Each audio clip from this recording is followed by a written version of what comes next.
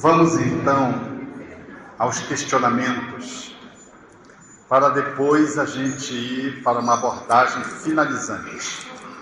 Vamos alternar as perguntas por escrito com as perguntas orais. Vamos a uma pergunta por escrito. Aqui há um pedido para que você comente a respeito de filhos com tendência ou pais com tendência homossexual, orientação homossexual. Essa é uma questão palpitante, ampla, cujo tempo nos é exíguo para fazer uma abordagem suficiente. No entanto, nós diríamos en passant que em qualquer circunstância que envolva os filhos no âmbito da sexualidade, os pais devem acolher os filhos, independente das escolhas de parceiros sexuais, independente da escolha ou da orientação sexual que movam os filhos para este ou aquele tipo de relacionamento. O diálogo na convivência diuturna deve permitir que os filhos sintam o lar como um lar, e não como um espaço espinhoso no qual eles não podem compartilhar conflitos, problemas, desafios, qual aqueles que surgem quando emerge o processo da sexualidade, seja para uma sexualidade na perspectiva heterossexual, de forma avassaladora, seja para aqueles que se sentem como que anestesiados sexualmente, para outros que trazem inclinações múltiplas, qualquer que seja. O assunto que tangencie a vida do filho, os pais devem ser os primeiros a fazer um movimento de acolhimento do filho, a fim de que possam ajudá-los nessa travessia do manejo da energia sexual, que é desafiadora para qualquer ser humano, notadamente para os filhos, que trazem nas suas falas ou no comportamento conflitos que envolvam a hetero ou a homossexualidade. É de bom tom, portanto, dizer que o nosso amor em relação aos nossos filhos deve ser incondicional e que, portanto, se o amarmos, deveremos poder ajudá-los melhor no encaminhamento das suas interações afetivos sexuais. Todavia, se fizermos um movimento de ruptura, de exclusão, geraremos traumas e o nosso lar será um espaço a mais que fazem com que homens e mulheres, em posição que não representam uma maioria, encontrem nos guetos os espaços de acolhimento. Então, seja o nosso filho apresentando esta ou aquela manifestação no âmbito da sexualidade ou em qualquer outro setor da vida, conflituadamente, sejamos aqueles os primeiros a poder fazer o acolhimento. Com apenas uma observação, finalizando essa resposta, que necessariamente é curta, em função de que a temática ela envolve desdobramentos, no âmbito da homossexualidade, era de fazer uma ponderação numa onda que vem se estabelecendo no nosso mundo e que arremete filhos na idade da adolescência para as experiências bissexuais. Somos espíritos que trazemos muitas experiências sexuais conflituadas, transtornadas. E o modismo do bissexualismo, do vale-tudo, do sexo de qualquer jeito, com qualquer pessoa individual ou com outro em grupo, faz-nos emergir conteúdos que não precisariam vir, acordam-nos do ser memórias que são dolorosas e que não precisavam ser acordadas nessa encarnação. Esse movimento me parece muito destrutivo, porque ele impõe aos jovens uma cultura de experimentação numa área que devemos caminhar com muita cautela, porque a sexualidade sempre é um terreno muito movediço e deveríamos lidar com ela, como diz o espírito Joana de Ângeles, como alguém que dirige um carro com freios inseguros. Pode ser? Alguém gostaria de fazer uma pergunta? As perguntas sempre sendo uma perguntas sintéticas, pontuais, ok? Para ganharmos tempo em função do enquadramento do nosso grupo.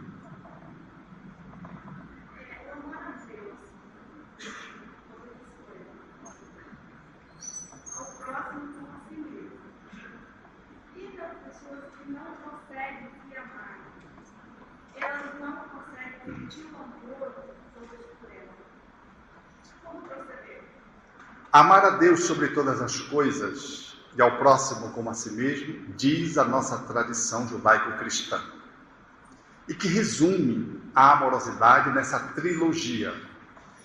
Numa análise didática, poderíamos dizer: amar-se a si mesmo para amar o outro, e amando o outro, amamos a Deus.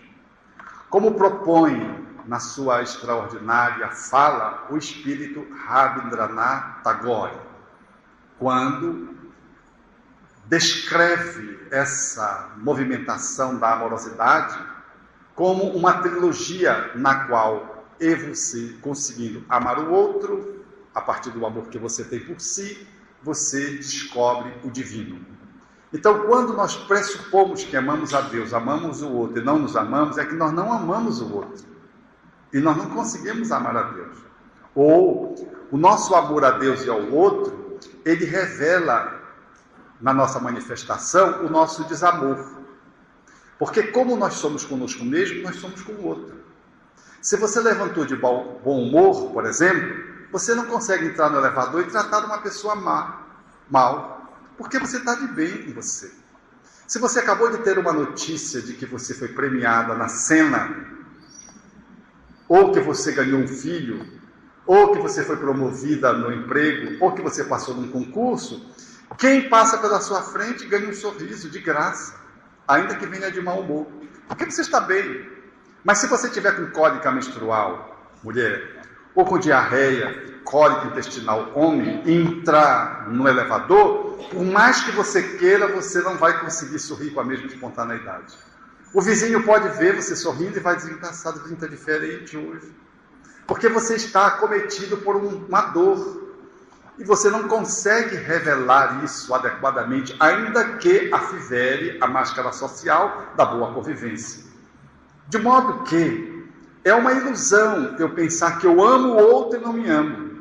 Eu penso que amo o outro, porque quem assim não se ama, não ama ninguém. E quem assim se ama, não consegue deixar de amar o outro. Quem assim se respeita, respeita o outro.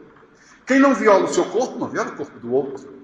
Quem não usa droga, não oferece droga para o outro, por exemplo.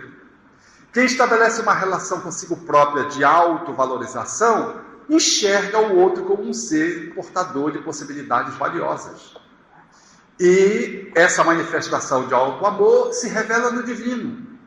Porque o amor que eu vejo expresso na criação revela o amor que eu estou tendo por mim. Se você está depressivo, olha para o sol, você acha horrível. Se vê a chuva, você recrimina. Se você olha as flores e parece que elas não têm cores, nada, está tudo baço, como se você tivesse com um óculos escuro. Você não consegue estabelecer uma relação amorosa com a criação, porque você está bloqueado consigo mesmo. No entanto, se você estiver amando, pode vir um temporal.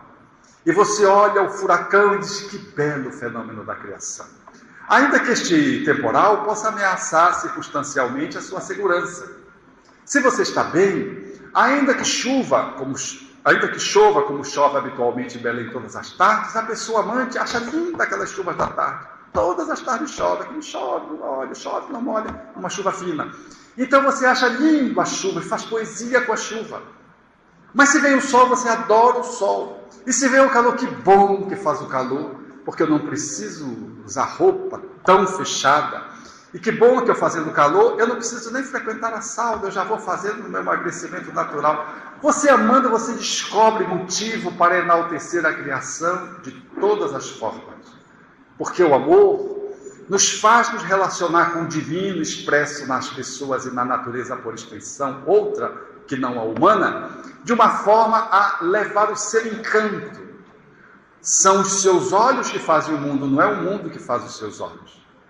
Você está sentado e você olha para o outro e reflete o seu estado interior.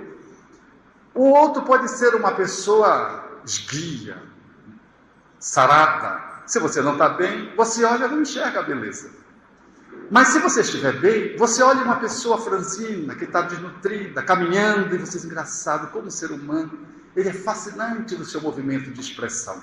Você está vendo poesia na doença. Um médico que ame, por exemplo, ele vê o paciente agonizante e consegue entrever ali a beleza do encanto do divino e consegue amar o outro. Mas o médico que assim não se ama, ele vai mal-humorado. O paciente está para morrer e não morre, mas não morreu. Ou então, ele expressa o seu sentimento de raiva com o divino porque ele não consegue curar o seu paciente. E expressa a sua blasfêmia surdamente no contato com o paciente. Então, quando a gente ama o outro. E quando a gente ama o outro, a gente ama o divino. A relação de encrenca está muito no nosso auto-amor. Por isso, a gente fica no movimento de transferência, ao invés de nós nos amarmos, a gente quer que os outros nos amem. E a gente fica catando o amor dos outros, e às vezes esmolando o amor dos outros. E se a gente encontra alguém que nos dê migalha de amor, a gente se sente suficiente e se submete. E às vezes, com as migalhas, o outro me manipula. Como manipula o voto? Comprando o voto, fazendo doações precárias e deteriorando a dignidade da pessoa. Então, se você não se ama, você se submete a qualquer esmola que o outro lhe oferece, como se fosse amor. E não é amor. O outro está apenas explorando você economicamente, fisicamente, emocionalmente, profissionalmente. E você está ali no domínio do outro porque você a si não se gosta, não se aprecia. E qualquer pessoa que passe a mão na sua cabeça, você já se sente plenamente feliz. Não está plenamente feliz. Você está plenamente enganado. E está num processo de desapropriação de si mesmo. Não conseguiu ainda restaurar a sua dignidade, o seu auto-amor. E por isso, você permite que alguém lhe manipule a torta e a direita. Mas se você consegue a si se amar, você não só se respeita, mas como você não deixa que ninguém desrespeite você. Se alguém vem querer usurpar da sua condição, você sabe dizer não, sem precisar ser grosseiro. Se alguém vem explorar sexualmente, você sabe dizer não, sem precisar levar ao outro a um processo de desqualificação. Se alguém vem querer usar você profissionalmente, romanticamente, você não permite, porque você não se prostitui do ponto de vista profissional, você não se submete do ponto de vista emocional, porque você reconhece o seu valor. E não se deixa levar, portanto, por alguém que quer assaltar você.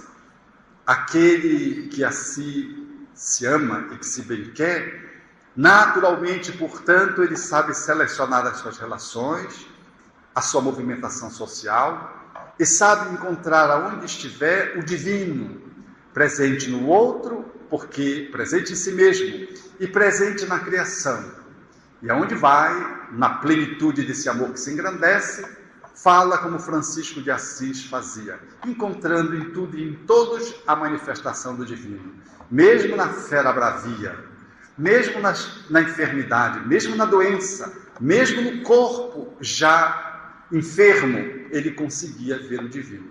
Então, a arte de amar-nos faz-nos ter uma relação de amor com a vida. A arte de desamarmos-nos, a patética arte do desamor, faz-nos colidir com a vida e mantemos relações deformantes, disfuncionais com as pessoas e com a natureza e com o nosso próprio corpo. Quem não se ama não consegue nunca ficar bem fisicamente.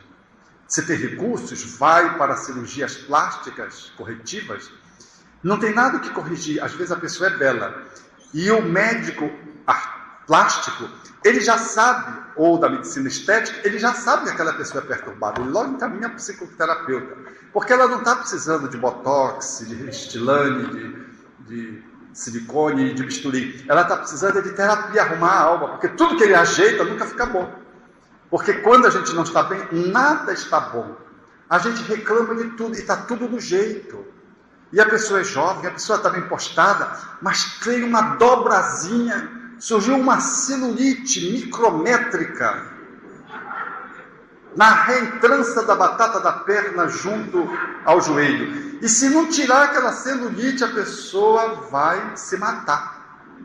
Quer dizer, a pessoa está tão má que ela não consegue estabelecer uma relação com o seu corpo com normalidade. E já tem o outro que já está quebrado, já vencido pela idade, né? Também não tem recurso para dar uma guaribada, uma ajeitada assim no corpo, mas tem uma boa autoestima. E você vê aonde ele chega ou ela chega, contamina o grupo, porque a energia da pessoa é uma energia amorosa, de alguém que se bem quer. E a pessoa faz até troça com uma parte do corpo que já entortou, que já não funciona bem, e ela faz troça, demonstrando que ela guarda plenitude interior. Se pensarmos em Chico Xavier, por exemplo, aquele homem notável, que tinha uma estética corporal comprometida do ponto de vista, a partir de uma determinada idade, notadamente, nós vamos perceber que ninguém via o Chico feio. Ai de alguém que dissesse que o Chico era feio. A gente se indignaria, mas eu conheci uma amiga que foi visitá-lo certa feita, e não o conhecia, tinha recém conhecido o Espiritismo, e quando viu o Chico, que a convidou para ir à casa dela, e ele se servia de um queijo, estava comendo queijo de perfil, ela olhava e dizia, mas que homem feio, que homem horroroso. Mas ela não se dava conta de que ele tinha um psiquismo avantajado. Se aproximou dela e disse, há muitos que vêm com a prova da beleza, e fez um gesto bem suave assim na direção dela, que ela era uma mulher muito bonita, muito embora a idade tivesse avançado, mas ela continuava guardando a beleza juvenil. E há outros que vêm com a prova da fealdade, fez assim, no movimento discreto. Ela ficou muito assustada com aquele homem que pegava o pensamento. Mais tarde ela viria a admirar Chico Xavier, porque a beleza externa, ela muitas vezes cede a uma beleza interna que se sobrepõe. E uma pessoa muito bela fisicamente, mas muito conflituada interiormente, quando você se aproxima, depois do encanto da aparência, quando você faz um movimento de intimidade ou de aproximação social, você logo começa a achar que ela não é tão bonita assim. No final você já está quase odiando a pessoa, porque a pessoa é tão imprestável do ponto de vista da convivência social, tocando nas suas feridas, nos teus pontos cegos, que você já começa a detonar a pessoa achando ela horrível. Então, ser feio e ser bonito, e estabelecer a relação com esse corpo e com a sua própria idade, revela o quanto você assim se ama. E se amando, parece que está tudo no lugar certo. E quando não está, você dá uma ajeitadinha e tudo, e fica tudo muito bem. E quando você não está bem, nada está no lugar, muito embora tudo esteja muito certinho. Guardemos, portanto, a certeza de que o alto amor é a chave do amor ao outro e do amor a Deus. Nós esquecemos, para finalizar essa resposta, que eu estou me demorando um pouco, que Allan Kardec colocou no título do capítulo 11º de O Evangelho segundo o Espiritismo, amar o próximo como a si mesmo. Mas a gente só lê amar o próximo. Olha, vem aí no capítulo amar o próximo. Eu não vejo ninguém dizer, vem aí no capítulo amar a si mesmo. A gente não ouve essa fala. Mas o título do capítulo que o codificador colocou foi amar o próximo e a si mesmo. Ele não mutilou a mensagem. Mas nós achamos que temos que amar o próximo. Aí a gente vai para amar o próximo e faz uma caridade michuruca. Uma caridade, se o cara não agradecer você sai magoado para casa. Dizendo, ele está obsediado mesmo, ele nem me agradeceu, porque você não faz o bem pelo bem, você faz o bem para ser louvado, para ser agraciado com a gratidão. Então é uma caridade claudicante, é uma caridade pálida, que não tem força de caridade, porque é o amor ao próximo destituído do amor a si mesmo. Mas se você assim se ama, o exercício do amor ele vai pleno, profundo, grandioso. Ainda que a caridade seja apenas de alguém que passa o alimento porque não tem dinheiro para comprar o alimento para doar. Dá o alimento dos outros, mas faz mais a caridade do que aquele que dá, porque aquele que dá o alimento, dá e manda deixar e nem vai lá, e só manda deixar lá porque preocupa com a consciência. E aí manda deixar para aliviar a dor de consciência, mas não é amor aos pobres, não. E não é caridade também. E é aquele que pega o alimento, o faz com tanta graça, que a verdadeira caridade efetivamente está sendo feito para aquele que está sendo o mediador de uma dádiva dada por um egoísta, culpado, para aquele que tem o seu processo de necessidade fisiológica momentaneamente atendida. O exercício da caridade, quando se faz a partir do amor a si mesmo, ele ganha graça, mesmo que a pessoa seja um simples condutor de pessoas dentro do centro espírita. Nós tínhamos lá no nosso grupo espírita, que é o centro espírita grande na nossa cidade, Belém do Pará, no centro da cidade, no qual a gente iniciou a nossa atividade espírita inicialmente, que é o Centro Espírita Ivon Costa. Depois fomos fazer um trabalho social na periferia, no grupo Jardim das Oliveiras. Então, o Centro Espírita Ivon Costa tinham 3 pessoas que conduziam as pessoas, um centro com muita movimentação, e a gente observava como as pessoas querendo furar fila, querendo ultrapassar, esse jeitinho de que você acha sempre especial em detrimento dos outros, né? Então, um era mais forte e o pessoal começava a dizer, a boca pequena, que ele pegava mole para passar os ricos na frente. E na reunião de avaliação ele dizia, o pessoal diz que eu quero pegar o mole, por isso que eu sou gordo, porque eu ganho alguma coisa aqui no centro espírita, porque eu passo as pessoas na frente, as pessoas ricas, e elas me dão uma gorjeta. E era bonito ele ver dizer isso, porque ele era gracioso, ele trabalhava com inseticidas, e era um homem, fazia derretização nas casas, e ele era um homem muito rico quando conheceu o espiritismo, porque ele era dono de motel, e o motel dá muito dinheiro. E ele, quando descobriu o espiritismo, ele achou que a sua atividade era uma atividade imprópria, e fez um movimento de mudança de negócio e foi matar rato. E caiu de padrão econômico. No entanto, ele dizia, eu sou muito mais feliz como sou limitado economicamente. E ele era apenas a pessoa que conduzia as pessoas. Eu tinha por ele uma admiração incontável e incomensurável, porque ele era o protótipo do trabalhador espírita que exercia a caridade ali, conduzindo as pessoas. Porque conduzir as pessoas, a gente não conduz as pessoas como conduz boi. E se até os bois merecem condescendência, que sejamos afáveis, imagine as pessoas. Fala ao senhor, ali, essa grosseria com que a gente atende as pessoas dentro do centro espírita, não cabe.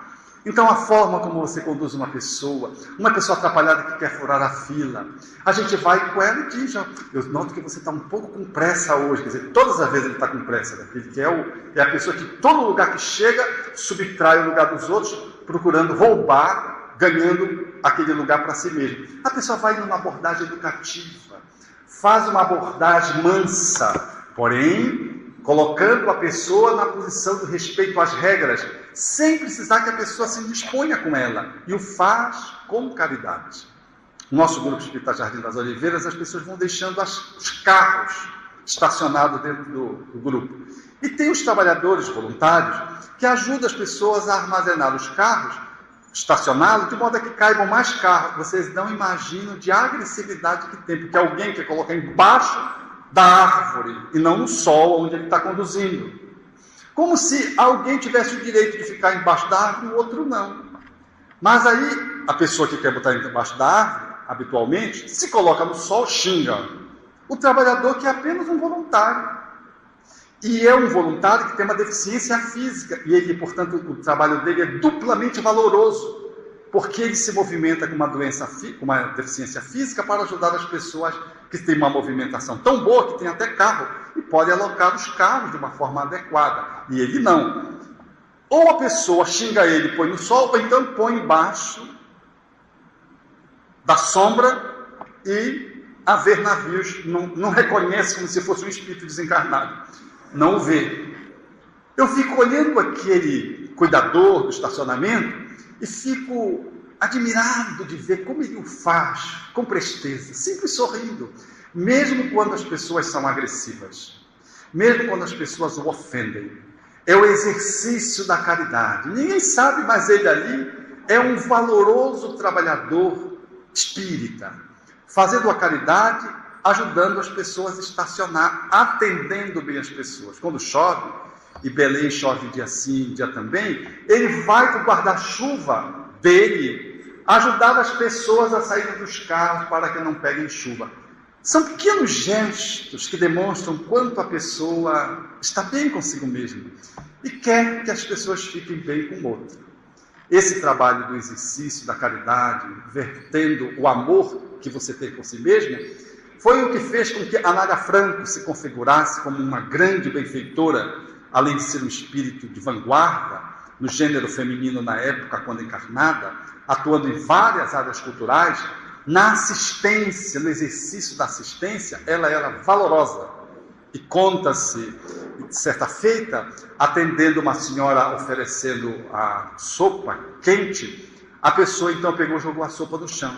Ela disse: ah, meu bem, está tão frio. Pegou, fez um outro prato de sopa e deu para a pessoa. A pessoa pegou o prato de sopa e jogou em cima dela. Imagine você nessa situação. Você já pulava no cangote da pessoa, né? E já ajudava, joga ela para o mundo espiritual superior, desencarnando-a, né? Ela pegou e disse: oh, meu bem, está muito quente. Foi e pegou um terceiro prato de sopa. E quando deu o terceiro prato de sopa, a pessoa começou a chorar. Estava muito conflituada.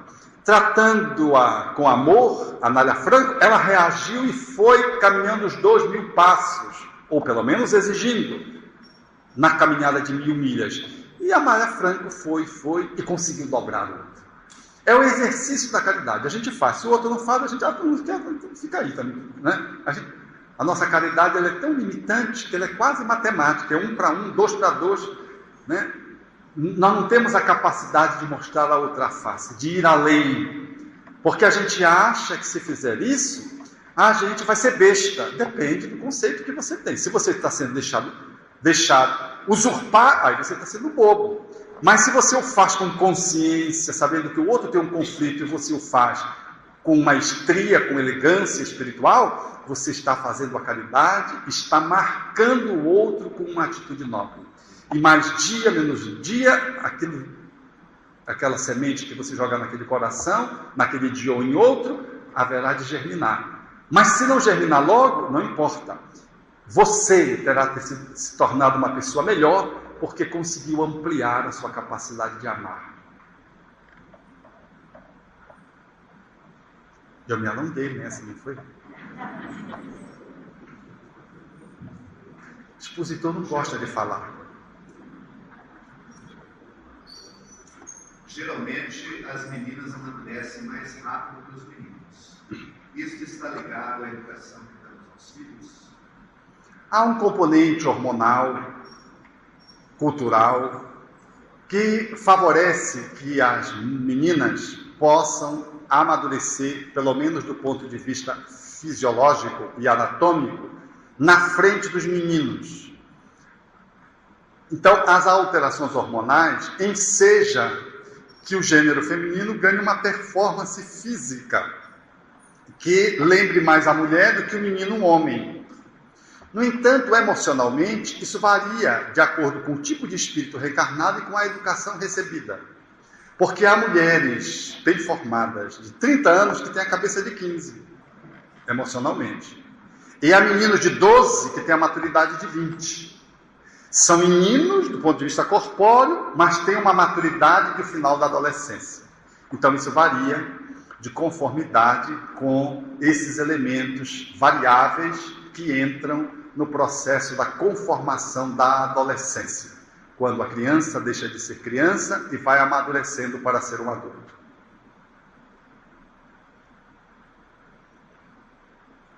Alguém com uma questão oral?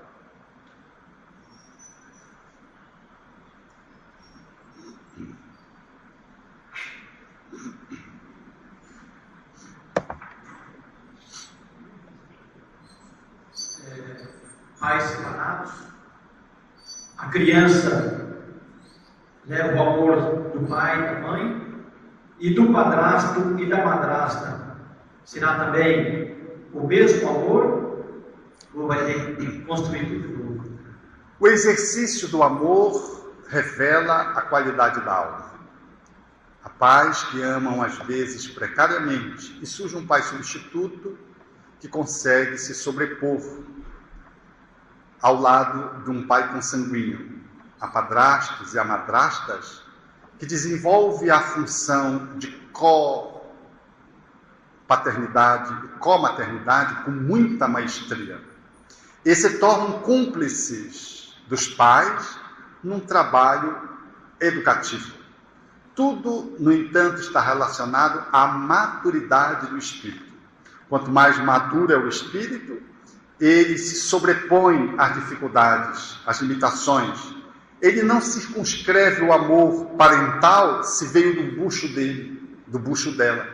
Ele, em sendo alguém que ama a partir do seu coração. Porque a fisiologia uterina, ela enseja a formação de um corpo, mas não significa dizer que haja embutido aí, necessariamente, um amor. O outro que conferiu o espermatozoide não se legitima, portanto, de que seja uma paternidade responsável. Às vezes é muito irresponsável e até judicialmente corre risco de se destruir o pátrio poder. Então, o amor é inerente à subjetividade da alma. Há madrastas e há padrastos que são mãedrastas e paidrastos. E há pais e mães que estão mais para painações e para mãe de subicho. Ou seja, transfere para os equipamentos eletrônicos o amor que deveriam lhes conferir. De modo que tudo é relativo.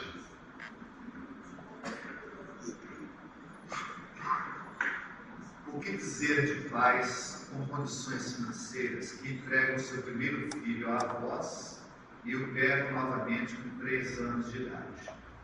Como orientar esse adulto hoje, onde a relação não foi estabelecida desde a infância? Como trabalhar com a indiferença desses pais, com a indiferença com que esses pais pois agem com o filho já adulto? Penso que essas circunstâncias são inviáveis de serem avaliadas porque elas contêm uma história, a gente não sabe das circunstâncias. Então fica muito difícil fazer uma avaliação de que esta ou aquela atitude é adequada ou inadequada. Há processos mórbidos que alcançam os pais que numa situação de exceção tem que transferir a responsabilidade para uma outra pessoa, às vezes aos avós. E, circunstancialmente, os avós funcionam como as âncoras para atender aqueles netos cujos pais estão impossibilitados, por motivos justos, de poder atender aos rebentos. De modo que cada situação ela vai tocar de uma forma diferente cada família e vai exigir um tipo de abordagem e um tipo de cuidado no processo da regeneração, quando esse movimento é um movimento inadequado.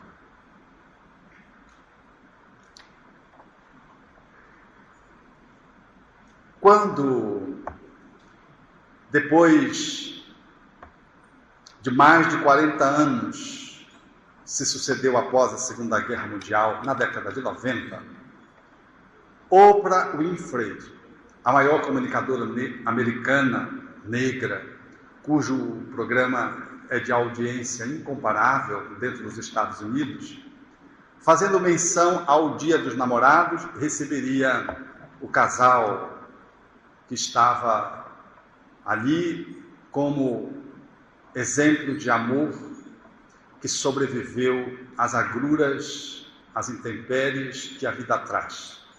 Era Ed e Meg, que estavam há mais de 40 anos vinculados, acasalados, desde aquele encontro, ou do reencontro, que se estabelecera após a Segunda Guerra Mundial.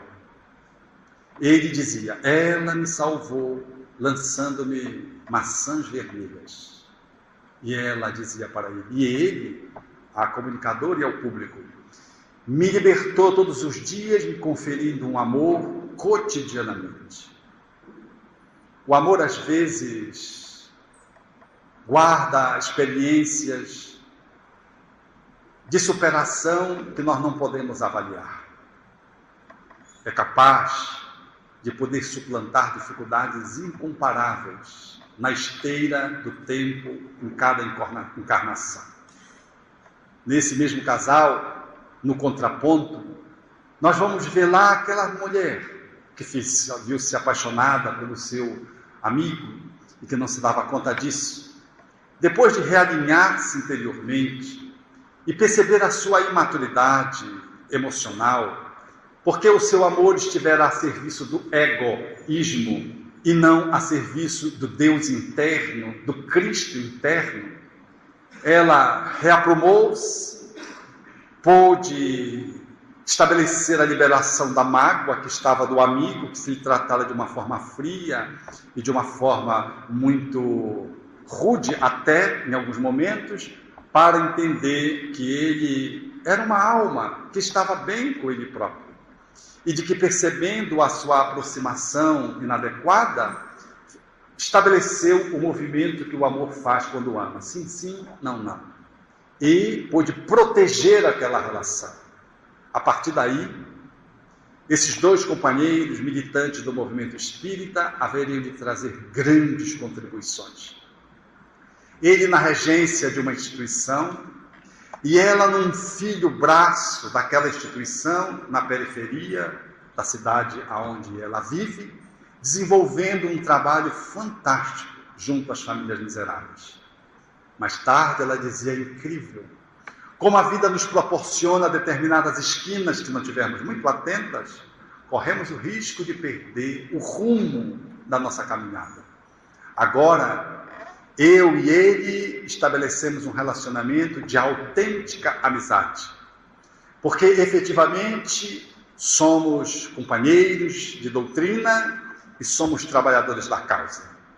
E evitou-se que uma tragédia pudesse se estabelecer, seja do meu suicídio inconsciente, seja da fragmentação da minha família, se eu não houvesse de ter mergulhado numa experiência para poder entender a minha própria história e reavaliar o meu amor pequeno, imaturo, que fazia exigências tal como aquela do passado que escolheu o suicídio como alternativa de encontrar o seu grande amor. Uma companheira que desenvolve trabalho belíssimo junto às famílias miseráveis, com o coração pacificado, dá-nos a dimensão de que o exercício da amorosidade, ele pode e deve transmutar limites. Podemos fazer a alquimia para amarmos melhor, transformando ciúmes, invejas, dependências, carências, processos de posse, achando que o outro é minha propriedade, ou que eu sou propriedade do outro. Mas vejo isso muito no processo psicoterapêutico, a pessoa dizer assim: mas ele era o ar que eu respirava. Ora, se o outro faltou, faltou o ar da pessoa. Ninguém deve ficar às custas do outro. Ninguém deve ser a tutela completa do outro. Temos que nos amar assim, como alguém que tem os pés no chão. Se o outro cai, eu estou de pé, até para ajudar o outro que está caindo. Mas se eu me apoio sobre o outro e o outro me carrega, nós dois corremos risco. Porque se aquele que me carrega tomba, eu tombo junto. E o outro que me carrega, que me suporta, ou que me desloca durante a existência, como que me fazendo um processo de dominação simbiótica, pode ser o meu esposo, a minha esposa, o meu pai, o meu filho. Muitos de nós dependemos dessas figuras no contexto da nossa existência. Não permitamos que a nossa vida esteja na mão de ninguém, porque se estiver na mão de alguém, na nossa mão não está. A nossa cultura estimulou muito isso através dos acasalamentos, quando desde cedo nós estimulávamos as mulheres a encontrar o homem ideal, os príncipes. Minha filha, você há de encontrar alguém que deverá fazê-la feliz. Diz a mãe e o pai reiteradamente para as meninas. No 15 anos, faz essa fala, que são momentos culminantes, gravando naquele psiquismo de que ela vai encontrar alguém que a fará feliz. Ora, nós homens mal damos conta da gente. Como é que a gente vai entrar num castelo, num cavalo alado, para resgatar a princesa que está nos esperando para ser feliz? Para dar o beijo do acordamento, enfrentar todos os reveses, usar toda a nossa magia para excomungar tudo aquilo que possa conspirar contra o nosso amor e, resgatando da prisão, levar a mulher amada no cavalo, voando para o país da felicidade. Só de falar já dá dor na gente, nós homens. A classe oprimida, sexual oprimida. A gente mal dá conta da gente. Aliás, trabalhando em grupos, faço trabalhos terapêuticos em grupo, eu noto que os homens são muito mais frágeis do que as mulheres emocionalmente. Haja vista que são as mulheres que mais frequentam os grupos de autodesenvolvimento, de autoconhecimento, para poderem aprimorar-se. Os homens são mais limitados, são mais frágeis, se esquivam mais, são mais práticos, mais objetivos, mas emocionalmente não têm a mesma competência que as mulheres, falando de uma forma geral, têm. Logo, quando se imputa à mulher de que ela é incompetente, é como se dissesse: minha filha, você é incompetente para ser feliz, tá? Então você vai encontrar alguém que vai lhe fazer feliz. Eu estou botando dentro da cabeça de alguém que, amorosamente, a partir do relacionamento a dois, alguém vai encontrar para fazê-la feliz. Quando esse alguém encontra, o que é que acontece? Ela fica esperando isso. E qual é o homem que faz uma mulher feliz? Não faz. Não faz. Porque ninguém faz feliz ninguém. A gente contribui para que o outro seja feliz. Mas a gente não faz ninguém feliz. Porque o outro é o outro. E se eu acho que sou feliz porque o outro me faz feliz, basta o outro ficar obsediado e dobrar uma esquina ali. Basta o outro desencarnar, ser assassinado. Você veja que eu sou logo trágico. E aí você já pronto, já vai querer se matar também para encontrar o seu grande amor, porque a sua vida perdeu sentido.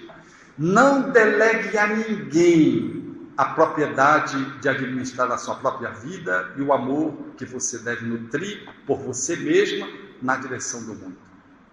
Não transfira nem a pai, nem a mãe, nem a filho, nem a amigo, nem a esposo, nem a esposa o seu processo de independentização espiritual para um exercício de uma amorosidade com que o Pai nos conferiu a todos que devemos participar do concerto da criação.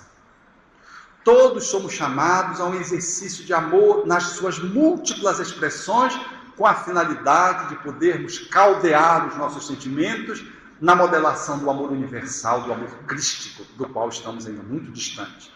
Então, amar como pai, amar como amigo, amar como vizinho, amar como companheiro, amar o companheiro de profissão, amar o neto, amar o avô, são formas de amor em posições diferentes, ampliando a nossa capacidade de amar. Não nos cabe colocar, portanto, o nosso coração nas mãos de alguém como se nós pudéssemos fazer um processo de desapropriação, onerando o outro que tem que nos fazer feliz. Como disse-me certa vez uma mulher, eu dei a ele o meu coração, mas ele queria minha alma. Como que diz assim? Ele queria... A partilha do amor é uma partilha que beneficia o ser amado e o amante. O amor, portanto, no vértice das pessoas que se entregam a um relacionamento amoroso, faz ambas crescer e grupalmente florescer. Uma família em cujos seus membros se amam, eles potencializam o amor do outro, choram no momento da tristeza, riem no momento da alegria, estabelece a sua comunhão nos momentos da celebração, da oração, estabelecem-se de uma forma a poder da ludicidade, brincar com as suas próprias dificuldades, sorrir com as suas vitórias, numa cumplicidade e numa relação de intimidade, de reciprocidade, que configura um amor que genuinamente é potencializado por todos em família, onde cada um é um e todos se unem numa união amorosa que compõe aquele seio familiar. Uma casa espírita que experimente esse tônus, nós depositamos o nosso amor como uma contribuição à casa espírita, não ficamos pendurados num presidente, que se o presidente me decepcionar, eu deixo de ser espírita. A minha vinculação é com o espiritismo, não é com o presidente. Mas se eu coloco no presidente o amor que eu tenho ao espiritismo, eu não estou colocando no espiritismo, eu estou colocando no presidente. Ou então se eu coloco numa casa que me decepciona, eu botei na casa, não botei na causa. O meu amor é pela doutrina espírita, e eu exercito isso, a sua grandiosidade, amando a casa, amando o presidente, amando o conselheiro, amando o secretário, amando o obsediado que chega, amando o perturbado, amando o faminto, amando. Esse exercício de amor vai me dando competências. Porque em nome do amor, às vezes, nascido num campo de concentração, nós somos capazes de, se respeitarmos esse amor, lograr levarmos até a senilidade numa parceria incrível. Eu vi isso no lance autobiográfico da minha mãe. Um dia ela levantou, eu estava viajando, ela estava em casa, a cuidadora já acompanhava, ela tinha uma movimentação ainda individual, ou seja, sem o apoio constante, mas sempre apoiada no andador, e quando ela foi no banheiro vestir a calcinha, ela tombou e fez uma fratura de mão. E fraturou a mão, quebrou com osteoporose, continuou se vestindo. Aí então a nossa secretária que ia acompanhá-la naquela saída, disse, então a senhora vai ao hospital. Ela disse, não, primeiro eu vou visitar o Abel. Abel era o esposo, meu pai. E a secretária não entendeu, pois ela foi com a mão fraturada à UTI, porque aquele dia era a celebração das bodas de diamante. Era setembro, início de setembro. E ela foi lá com meu pai, que era terminal, mas estava ainda semilúcido, em momentos de lucidez e momentos de confusão mental. Ela foi lá para celebrar bodas de diamante. Estava há 60 anos acasalada com ele. Ele estava há alguns meses, 2 meses aproximadamente, para 3 meses no hospital, e ela, em função da própria saúde delicada, não estava visitando, mas aquele dia era um dia simbólico. Ela foi, depois que o visitou, disse, agora eu vou para o ortopedista, e foi fazer o trabalho da fratura da mão. A fidelidade a uma amorosidade construída num nível de 6 décadas, mesmo diante de uma dor, ela foi capaz de ir ao encontro do seu amante. Eu fiquei emocionado quando soube disso, e fiz uma crônica, e li no Evangelho no lar, falando de 2 pessoas que se amavam, dando a entender como se fossem jovens, deixando assim em aberto. E então, no final, eu configurei o encontro dela, que foi ao encontro dele, narrando a ocorrência e celebrando, então, os 60 anos de acasalamento. Eu olhei para ela e disse, que tal? O que a senhora achou? Ela me olhou e disse, faltou o beijo que eu dei nele, que você não colocou. É dessa magnitude o amor, que se faz no detalhe. Esse amor no qual você dá uma casa, dá um carro, dá uma joia de $10.000. O amor, ele é feito do cotidiano, ele é feito do cafezinho, ele é feito de você abrir a janela, ele é feito do beijo, ele é feito do torpedo que você manda para a pessoa amada, que pode ser o filho, que pode ser a esposa, que pode ser o pai. Ele é feito, portanto, das pequenas coisas que enflorescem, que vitalizam e que fazem nos compreender de que a nossa relação é para sempre, ainda que a morte se interponha entre eu e você, meu filho, entre eu e você, meu irmão consanguíneo, entre você e eu, meu grande amigo, meu melhor amigo, porque o amor, ele tem esse condão de matar a morte. Foi essa a contribuição que Jesus nos deixou e que o Espiritismo ressuscita. Porque Moisés já havia dito em Levítico que amar a Deus sobre todas as coisas era o maior mandamento. E amar o outro como a si era o segundo, semelhante ao primeiro. Já estava na tradição da Torá os mais de 600 ensinamentos daquilo que se deveria fazer ou não se deveria fazer, que foram resumidos aos 10 mandamentos e que se reduziram à trilogia do amor a Deus, ao outro e a si, que mais estava resumido no amor, como síntese universal das leis cósmicas.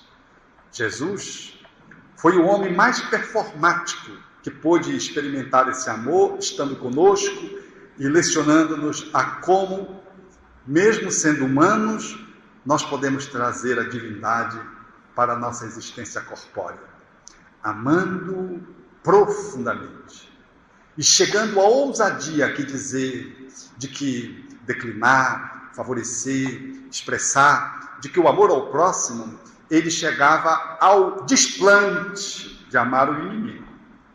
Porque amar o inimigo, na sua tradição, não estava posto.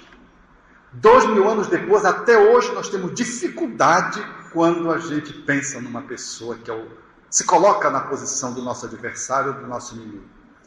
Jesus, há 2000 anos atrás, disse e exemplificou de que o amor ao inimigo era a extensão desse amor que não conhece limites. E quando traído por Simão Pedro 3 vezes, e o galo cantando, cronometrando a sua perfídia, ele olha pela janela do palácio do sumo sacerdote Caifás e diz a Pedro, na linguagem de Humberto de Campos, psiquicamente: Pedro, o homem no mundo é mais frágil do que perverso. Não deixou de eleger Pedro como sendo a pedra, a base da igreja que deveria se construir, do grupo que deveria se reunir. E a despeito de um dos seus apóstolos, bem queridos porque fora convidado para compor o número dos 12, traí-lo quando chega no Horto das Oliveiras, ele, em sendo beijado por Judas, diz a Judas: a que tu viestes, amigo? Trata-o de um amigo. Não declinou da possibilidade de manter a amizade porque o apóstolo o traíra, e o traíra de morte, porque o seu caminho era o caminho da crucificação. E a sua atitude de amor é tão grandiosa e tão bela, que quando ele vai para o processo da crucificação e é erguido na cruz, rodeado pelo ódio, pelo escárnio, no maior demonstração de ingratidão que a humanidade tem na sua história, foi de matar o espírito mais belo, mais perfeito, mais amoroso que a terra já ofereceu aos homens para servir de modelo e guia. Ao experimentar essa suprema devolução precária e cruel da humanidade, ele diz: Pai, perdoa-lhes porque eles não sabem o que fazem. E como para demonstrar que isso não era um delírio de um agonizante, ele volta 3 dias depois e mostra-se. Mas ao invés de mostrar para sua mãe, para o apóstolo mais jovem, que mais identificação tinha com a amorosidade de João, ou para Pedro, que ele elegera para ser a base da sua igreja iniciante, ele se mostra uma mulher prostituta e obsediada, que ele houvera de poder contaminá-la com seu amor cósmico, a Madalena. E se apresenta por primeiro a ela, caracterizando para a humanidade de que ela foi o espírito que maior revolução fez em si mesmo, daqueles que o cercavam. E aquela mulher impura, e por ser mulher, e bastava por ser mulher, na sociologia hebraica, portanto, numa posição de muito desfavorecimento, ademais sendo prostituta e merecendo ser apedrejada, ademais sendo obsediada, portanto, por ser uma mulher com ter todas as desqualificações, ele se apresenta para ela e diz: vai e anuncia que eu vivo.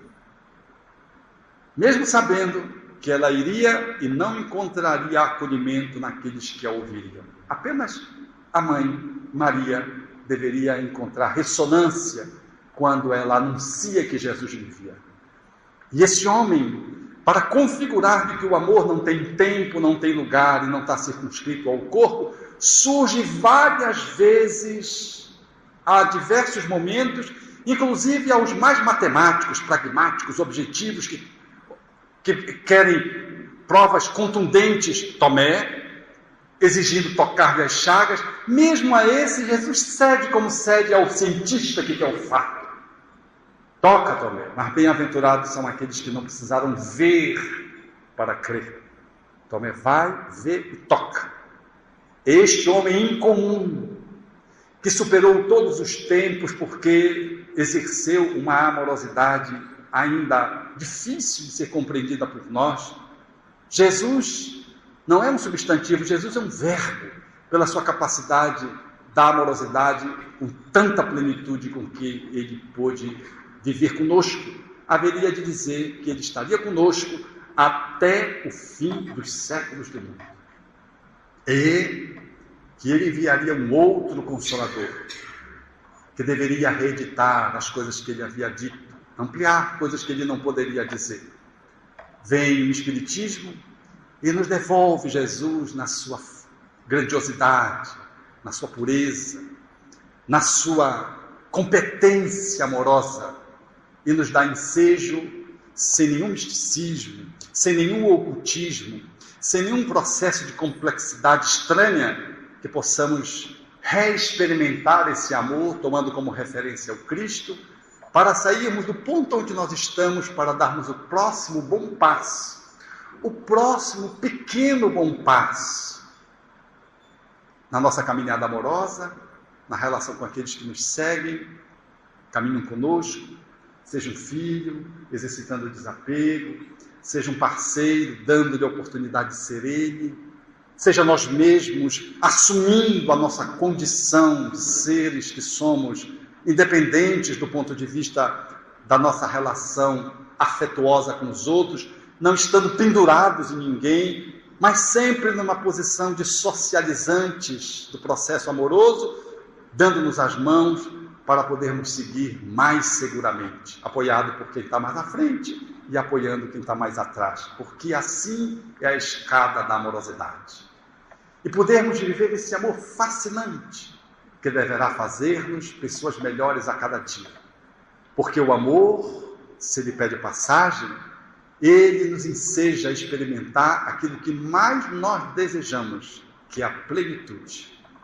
Quando numa reunião mediúnica, a reunião se esvai e acaba, e todo mundo está cansado, faminto, depois de um longo dia de trabalho profissional e doutrinário, no final, a gente fica meio que petrificado ali, em função da presença dos espíritos nobres, que vêm dar-nos o seu bônus.